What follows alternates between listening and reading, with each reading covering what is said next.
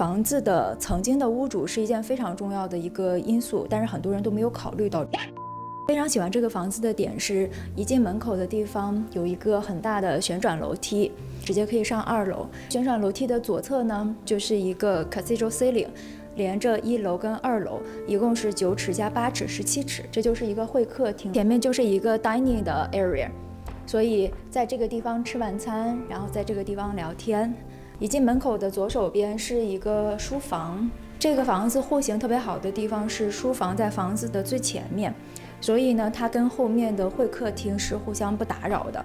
不管后面有多么吵，然后前面的人仍然可以非常安静的在学习和工作。Dining 的左侧就是厨房，意大利的屋主是 original owner。从这个房子一建好，就是这个屋主在这个房子里面，所有的柜子的设计呀，然后天花板呀、墙体的颜色呀，都是他们一一挑选的。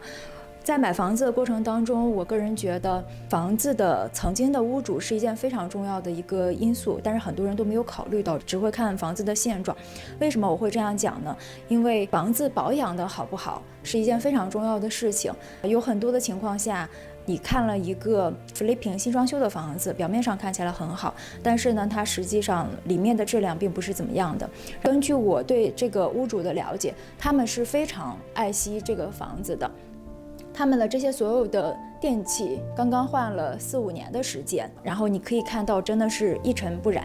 这个房子的户型呢，后院直接是一个 Raven Lot， 这个是一个早餐区，然后早餐区的侧面是一个 balcony， 夏天的时候可以坐在这个地方看后院的风景。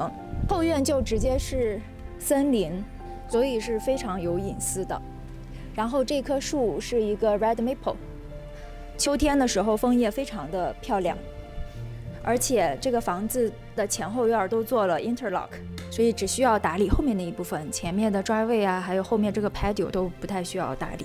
在厨房的连着的另外一侧是 family room， 他们意大利人非常喜欢这种 stylish 的墙的颜色所以是有一点小小的特别的。Fireplace 是一个 guest fireplace。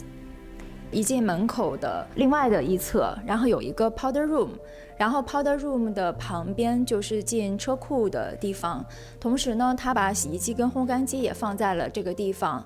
一进门的时候呀，把衣服一放，把外面的区域跟房子里面的区域完全分开。